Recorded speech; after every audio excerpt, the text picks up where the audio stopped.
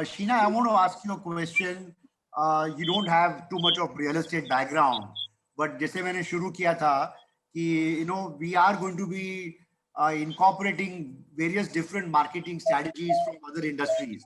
So you being in this as an expert and a professional in marketing and communication, what are the advice you think you would like to give to the developers? What kind of different marketing strategies they can use and to improve their sales and more of customer engagement? Right. So, I think COVID, obviously being such an unprecedented historical event, has impacted and crippled a lot of industries.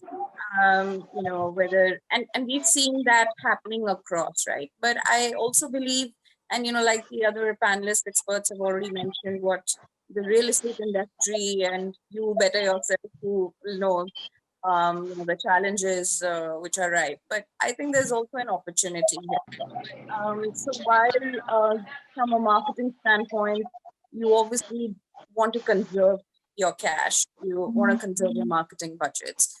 You don't want to go all out in terms of a high level launch until you have extremely deep pockets. If you have extremely deep pockets, this is possibly the best time to actually market because there's very little clutter. Nobody is talking. So suddenly your brand, goes up in terms of awareness and recall. More than likely, most of the real estate players will not have the marketing budget and should stay prudent and conservative. In which case, you look at a consolidation strategy. And by that, I mean you look at largely digital-led platforms. You look at all your existing stakeholder ecosystem, whether it's the funnel of leads that you may have, collected and mobilized and hopefully saved as part of some CRM platform over the years. Nurture those leads. Your existing or past clients, channel partners, your referral mode. Look at strategies that will help you engage in advocacy with your current stakeholders. The second bit is, use digital very, very extensively and sharply because it allows you as a medium to have extremely sharp targeting, very sharp communication. You're able to reach the right PG at the right point with the right communication, right down to micro segmenting and targeting. I also believe this is the time that the real estate industry and the players, so I'll carry on, should use this time to actually try and build, the entire narrative and build processes internally to stay with the digital first strategy. We know that, events as a platform, it's going to be a long time.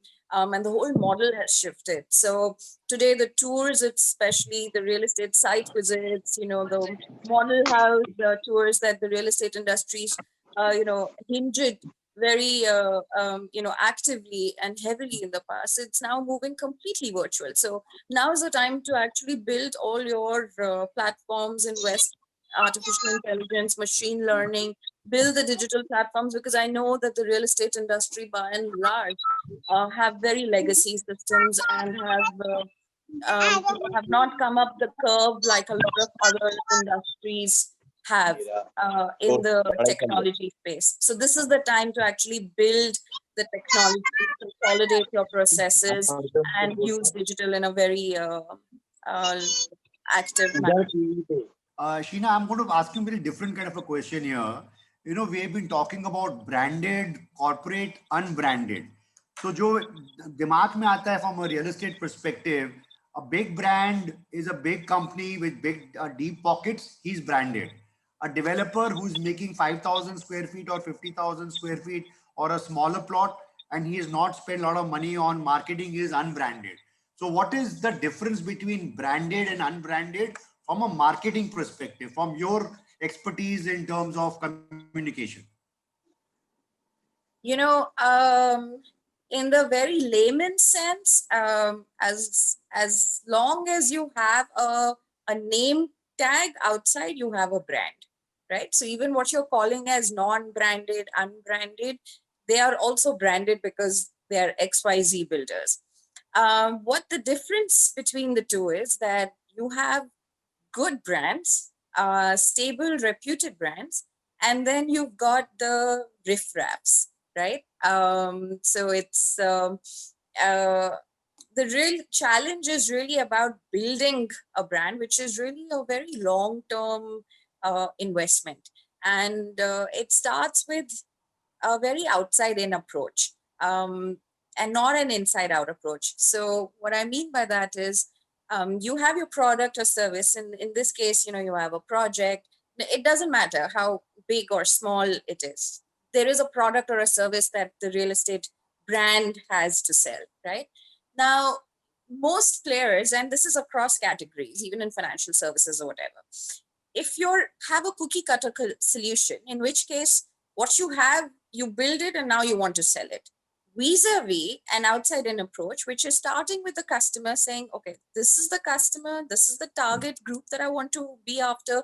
So he or she is a middle age, middle income, tier 2, tier 3, tier 1. This is the price segment. Once you have that entire persona created, then you look at the need gap analysis, that this is what we're going to target, this is the competition. So that's an outside-in approach, and that's the difference between the boys and the men, really, right? And that's how you build a brand. And to give you another example, if you pick up any advertisement, okay, for a real estate player, most of the category has been very active and on the print space. But if you just picked up any ad, and if you were to just replace the logo, from an ABC builder to put it as an XYZ builder.